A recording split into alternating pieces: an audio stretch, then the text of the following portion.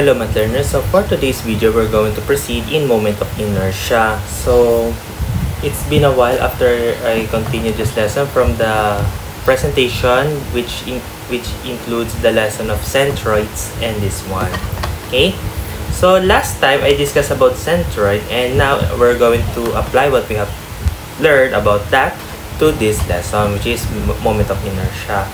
So for more information about this lesson, watch this video till the end. So let us start. Excuse me. Let us define what is moment of inertia. It is the second area moment or second moment of area which has the two-dimensional plane shape, which is how these points are dispersed in an arbitrary axis in the cross-sectional plane. This property basically characterizes the deflection of the plane shape under some load. Okay. So, pag sabi natin deflection, it is yung parang siya malulundo, parang siya masisira. Okay? Let's say this paper. How am I going? What's gonna happen if I put this pen to this paper? So, paano ba to? Yan. Ihaharap ko siya. Ibig sabihin, ayun na nagkaroon siya ng lundo. Yung load, which is yung pen yung inano niya dito, di ba pag pinatong ko yan dito, straight yan. Ayan, straight yan. Tapos ilagay ko yung pen dito, ay lumundo. Okay? That's how deflection. Hamba pag ito lang, tapos, ganyan. Diba? Pagka ganun, may maganyan. Diba? Okay. This property basically characterizes, ayun, nabasa ko na pala ito. Excuse me. It is usually denoted by I for an axis in a plane. And also denoted as J when the axis lies perpendicularly to the plane. Excuse me. Okay? So, paano po nag-work yan? Bawa, this is the axis. Ay, pangit. Bawa, ito yung Y, this is X, and this is Z. Kung sabihin natin, ito yung plane nyo, ayan, this is gonna be your, this is I. Pero kapag dito ka nag-base sa part na to, which is perpendicular to the plane, that is gonna be the moment of inertia, J naman. Okay? So, please correct me if I'm wrong. Pero, ganyan siya lagi siya based on the definition. The dimensions unit of the second area moment is length of the power of 4. Yung unit niya is any length with raised to 4. No? Malalaman natin yung kung paano yun dahil may formula tayo dyan. And also, which is given by the international system. Kapag international system, that is meter. Or magiging unit natin is meter 4. Kapag imperial system naman, pwede siyang inches 4 or foot 4. Ito naman, pwede maging millimeter 4. Basta, depende po sa unit. Okay? Pag wala pong kilogram 4, walang liter 4. Kasi hindi na yung length. Okay? We will come across the concept. Dito applied dito ang moment of inertia sa structural engineering or sa mga civil. Okay?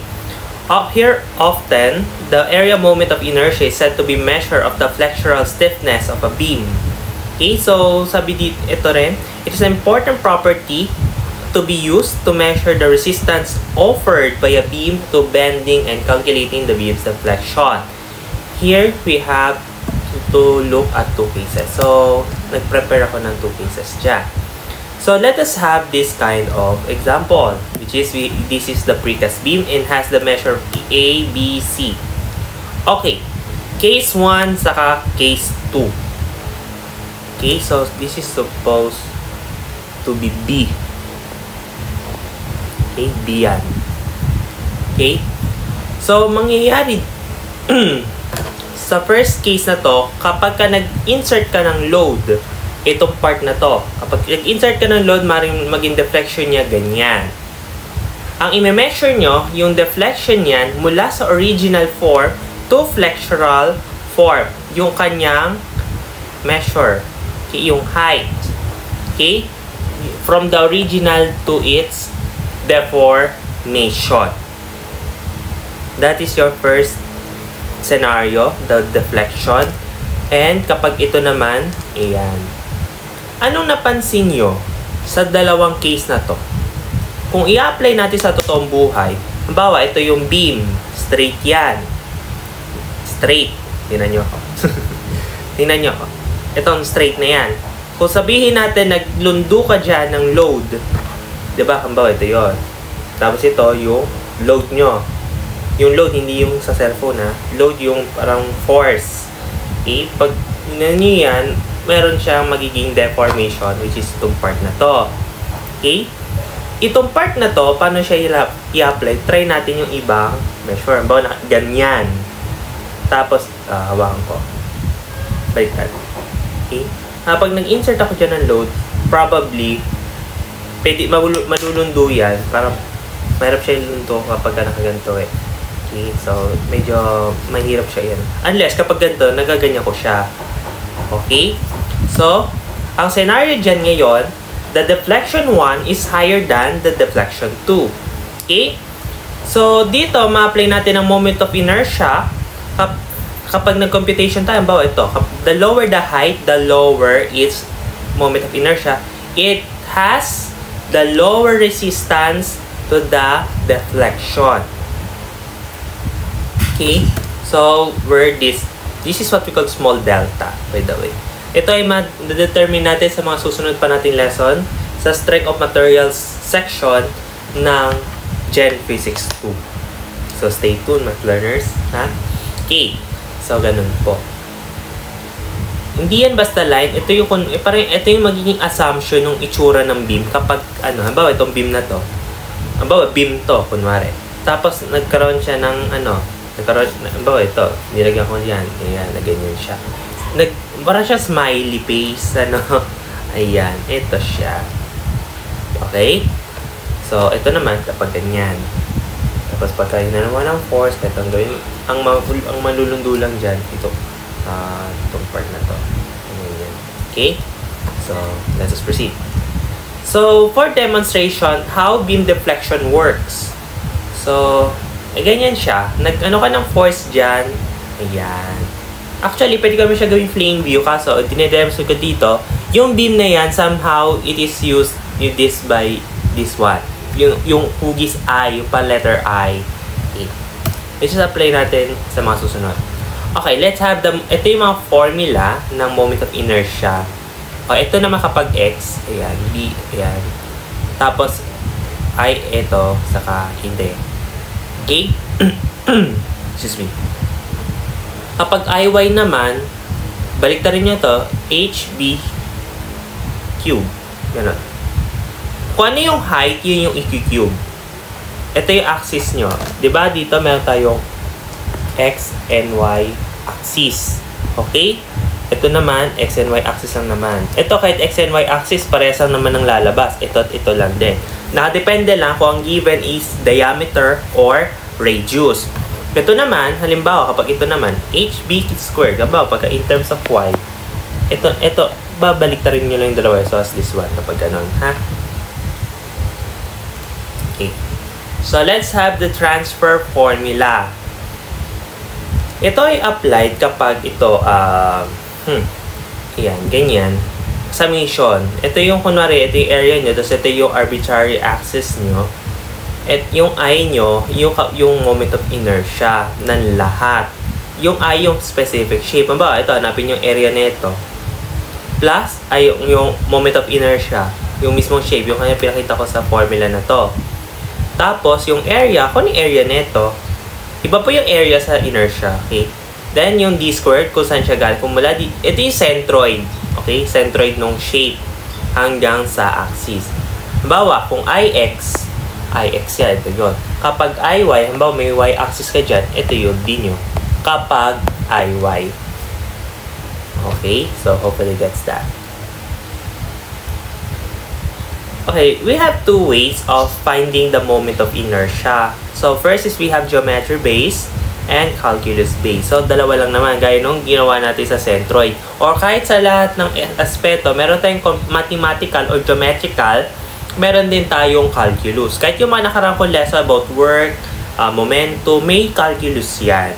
So, you can drop a comment, a suggestion comment if you want me to discuss that lesson in calculus way. Okay? Kaya huwag niyo sasabihin na walang kwenta ang calculus, hindi yan magagamit. Magagamit yan. Okay? It's either theoretical or base. Diba? Yung true value. Okay? Let's have the moment of inertia of plane figures. So, we have the I-beam. Kaya ko pinakita yung sa video. Yung gumaganon-ganon. Ayan yun. Inanong na natin yung kanyang phase view. Pagpalagay natin na tatlo yung area 2, area 3. So, ito yung H, yung mga sentro nitong tatlo. At sabihin natin ito yung axis of, yung arbitrary axis nyo. Okay? So, mag-measure lang tayo ng 2, tapos 3, saka 1. Tapos, ito lang yung mga measures. Nag-assumption lang yan. Yung 0.5 TF,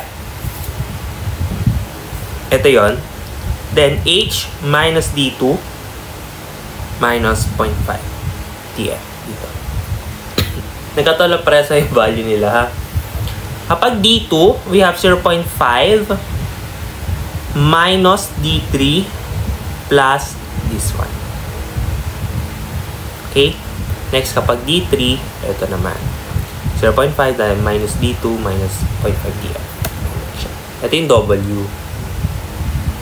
Ayan. Ayan yung centroid. Then, ito yung A1, A2, saka A3. Then, ayan. Kapag nag-ano na kayo, at this one, ayan yung inertia neto, inertia niyan, inertia neto. Yung area neto, area niyan, saka yung distance nila. Yung distance nila, huwag nyo kakalimutan i-squared. Okay? Kasi yan din yung minsan nagiging error ng marami kapag nagano ng moment of inertia. Let's have the moment of inertia of plane figures using calculus. So, we have the vertical strip. Bawa, yan yung dalawang functions nyo, yung graph. Then, ito yung dx and your f of x minus g of x. Kapag dalawang function, susubtract nyo lang yung dalawa. Okay? So, ito yon fy, saka yan, meron kang x dyan. Tapos, ayan yung x. So, yun yung formula, yung dA nyo, then, which is apply nyo din eh. Tapos, ayan. Kasi yung R nyo, ito yun eh. Tapos, kapag hindi ubra yung functions ng fx saka gx, ito ang gagamitin nyo in terms of y. Okay? Tapos, which is yung dA nyo dito ay magkakaroon ng double integration. Kung x to, malamang mauuna yung dx bago yung dy. Okay? Kasi integrate nyo to. Diba? Tapos isa-substitute nyo to. Saka kayo mag-y. Okay? Next. Kapag horizontal strip, iba lang ang procedure. Ganyan lang. Tinabingin nyo lang siya. Tapos, ganyan yung fy minus g of y. Then yung x nyo. Ayan. Ay, diba? Masaya. Parang naglalaro lang. Ayan. So, ito naman, y squared naman kapag x. Okay. So, yung radius lang naman, yung radius of gyration yung inano natin dito sa part na yan. Okay. Ito naman, mauna yung dy saka yung dx. Kasi paano nyo ma-integrate to kung hindi kung mauuna si dx? Kasi mangyayari lang dyan, pag integrate nyo yung y squared dx, magiging y squared x lang yan. Okay? Kailangan nyo yung mismo in terms of kanyang variable. Okay? Let's proceed with solve problem number 7. So, let's find the moment of inertia of the figure shown. So, dalawa yung pwede natin maging shape dyan, pero nakadepende sa inyo kung saan kayo masaya. Kasi, ewan ko, kung gusto nyo pahirapan yung sarili nyo, pwede naman nakaganto. Hatiin nyo yung dalawang trapezoid. Kaso, tapos meron pa kayong triangle dyan, saka triangle din eh.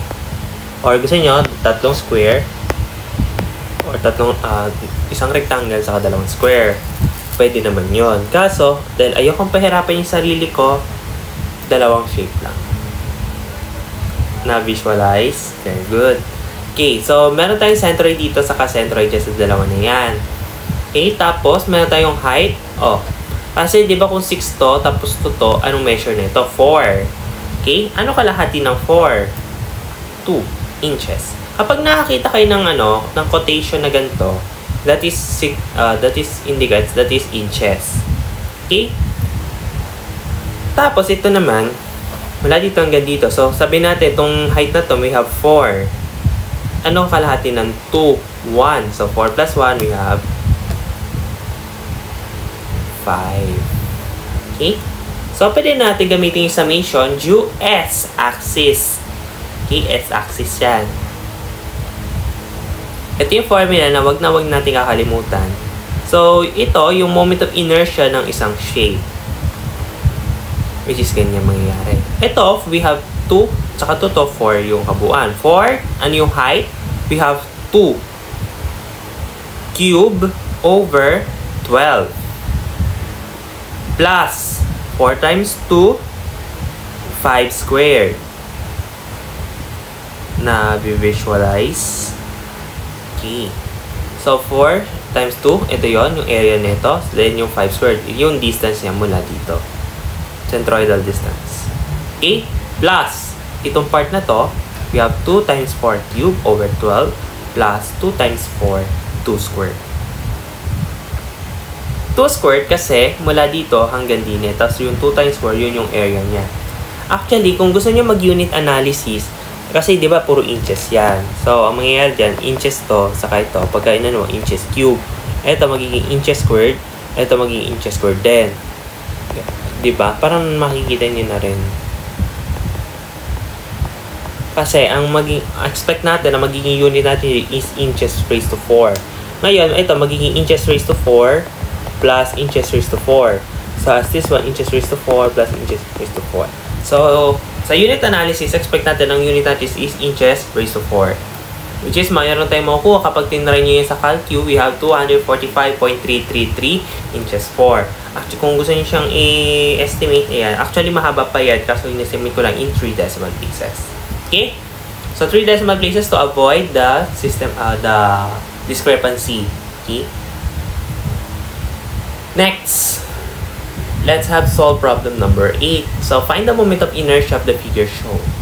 Puro yun yung direction, ano? So, dito, pa hindi ko pa irami sarili ko, 3. Actually, kahit anong shape naman ang gawin nyo dyan, same lang ang lalabas as long as tama yung ini-indicate nyo na centroid. Okay? So, we have this one, and this one. So, yung mga center niya. Okay. This is, we have 1 inches here kasi kung 4 to, 6 to, ito 2, ang magiging 2. Okay? Okay? So, kung 4 to, tapos 6 to, meron tayong 2. Kung 4 to, tapos 6 to, may 2 ka dyan. 2, tapos may 2 ka dito. Ayun. Kalahati ng 2, we have 1 inches. Mahilig sa inches ang aking source. Kasi kung sa totoo lang yung inches, minsan siya i-solve. Mas madali kasi siya kung naka-meter kasi mas madali lalo na yung mga pass. Yun yung madaling kabisaduhin. Kasi kapag yung inches, or mga, di ba meron pang PSI, ganon. For me para medyo mahirap siyang kabisaduhin. Mas madali kapag meters kasi. Pero huwag kayo may sample ako na gano'n. Okay. Inches muna tayo. So, ito, meron tayong 2 plus 2, we have 4 inches. At tapos, ito, meron tayong 3 inches. Kasi, kung 2 to, tapos kalahati ng 2, we have 1. So, 1 plus 2 is 3. Using this one, yung formula, huwag kakalimutan. At ito yung lalabas. Excuse me. So, we have 2 times 4 cube over 2 plus 2 times 4, then yung 4 squared, yung distance niya dito. Plus, we have 6 times 2 cube over 12 plus 6 times 2 times 1 squared. Plus, we have 2 times 2 cube over 12 plus 2 times 2 3 squared. Excuse me. At may lalabas na 192 inches 4. Diba madali lang, parang naglalaro lang tayo dito. Okay. So, next problem. Ito naman, find the moment of inertia of the figure with a hollowed circle. Okay. Pag sabi hollowed circle, butas. Okay. So, may solid tayo dyan, tapos binutasan ng circle, tapos may triangle tayo dyan. Okay, so ganun yan ang magiging kalalabasan. Then, meron kang centroid dyan at centroid din eh. At dun ka magko-conclude ng measure. Kalahati ng 3. Yes, 1.5. Tapos ito naman, ito naman, ito, hindi yan kalahati ng 3. Diba sa centroid ng triangle, that is h over 3 or base over 3. Okay, so 1/3 ng 3 is 1. So, baka itanong nyo na rin, paano po madedetermine kung ano yung 1/3 saka 2/3 sa triangle? Kasi sa isang triangle, kasi axis base kasi siya, originally axis base siya. Pagpalagay natin, ito yung triangle nyo. Okay? At sabihin natin, this is your base, this is your height. Pag nag-centroid ka talagang dito yan, kasi kung galing di ka dito sa axis na to, meron kang b cube.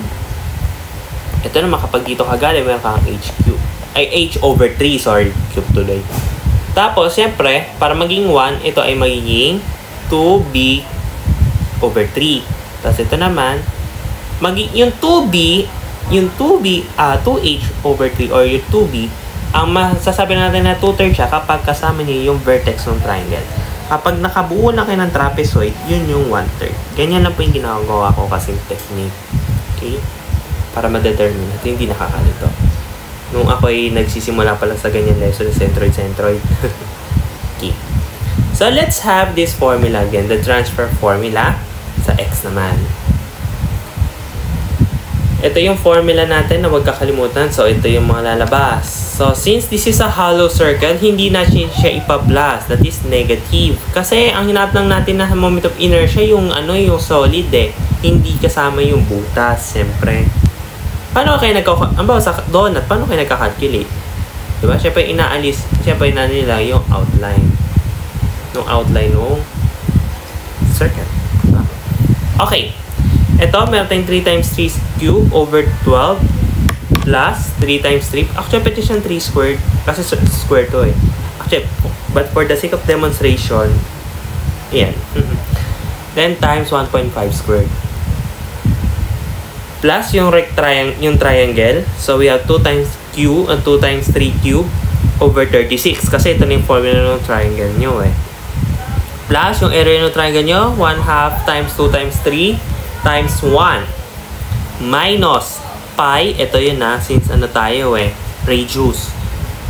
1.5 raised to 4 over 4 plus pi 1.5 squared kasi area ng circle times yung 1.5. Same lang sila kasi lang naman yan eh. Kasi di ba kung yan sa isang circle, naka-attach naman siya. Okay? Ang lalabas is we have 11.62 inches raised to 4. Diba? Dali lang. Basic na basic. Very good. Next, paano kapag ganito? Hindi na siya shape. Obviously, kapag nakita ka ng ganyang algebraic expression, calculus based na yan. So, una, kung parang hindi kayo mahirap, mag-plot kayo. Actually, yan ay ginamit ko, GeoGebra. Paano kung hindi allowed ng GeoGebra? May tuturo ko dyan. So, ito yung intersecting nyo. Which is, makukuha nyo yan using x and y intercepts. Since we're referring to the linear function. Okay? Paano nyo makukuha to? Kapag ziniro nyo si x, ang matitira is yung 2y equals 6. Tapos, di-divide nyo po sa equation to 2 at may lalabas kayo yung 3. When x is 0, y is 3. But when y is 0, x is 2. Kasi tatakpan nyo lang to. May 3x equals 6 ka. Divide mo po sa equation into 3, may makukuha kang 2. That's how it works. So, since we're referring to the moment of inertia from axis OY, we're using vertical strip. Ito yung dx nyo, ito yung y. Okay? So, para makuha natin si y, ito, simplify nyo lang. So, yung 3x, nilipat nyo sa kabilang equation, meron kang 6 minus 3x. Then, para mawala yung katabi ni y, which is your 2, divide both equation into 2, at meron kayo makukuha 2 sa ilalim.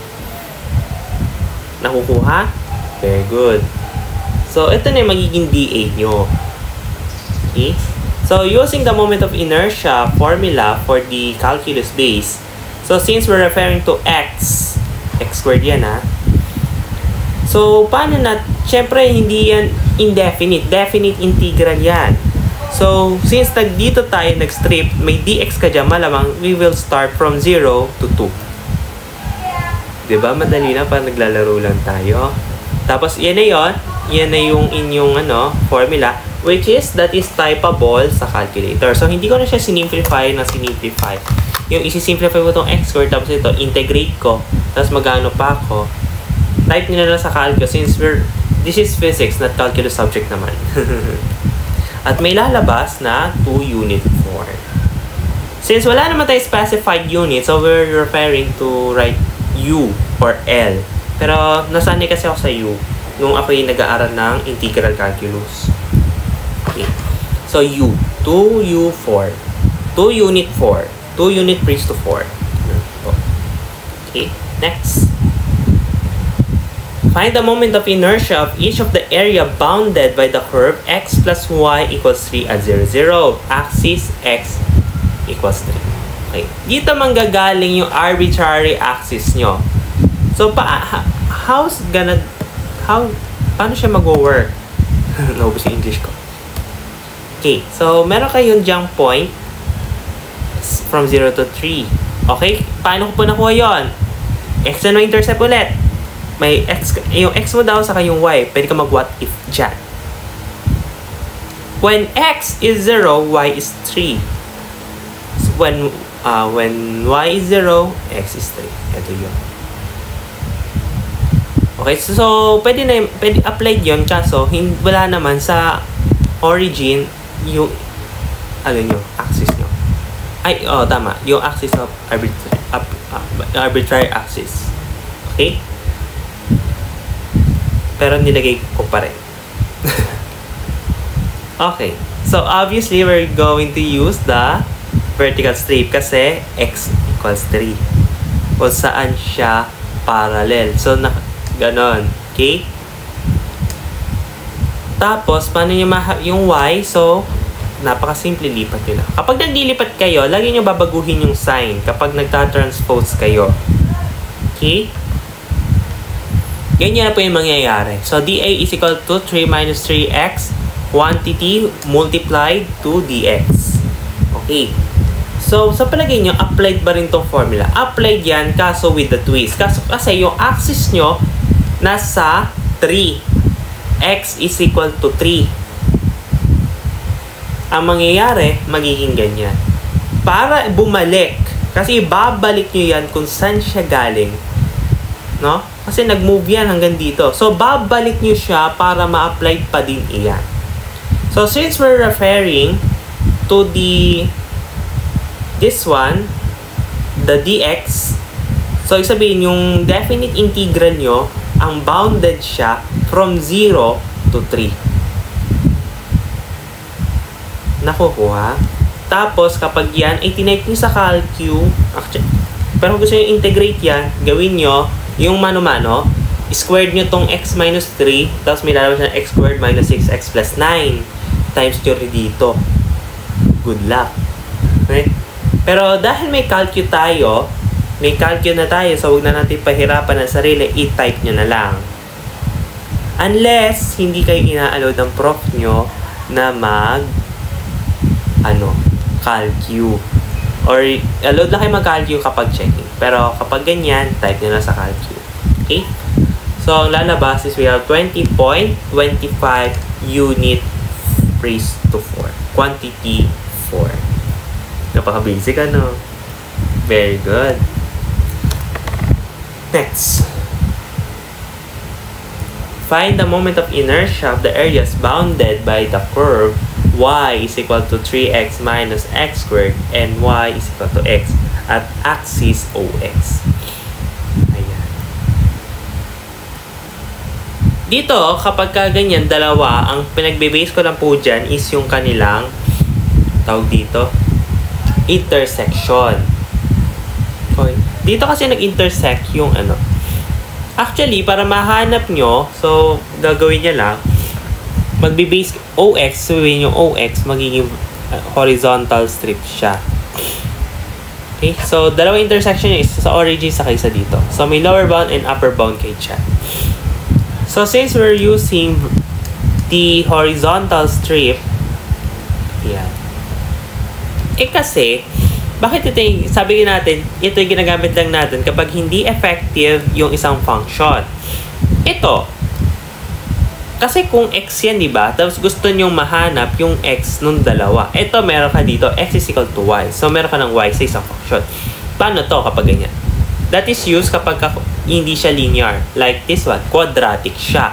Paano kayo magbe-base sa x? Pwede naman din siyang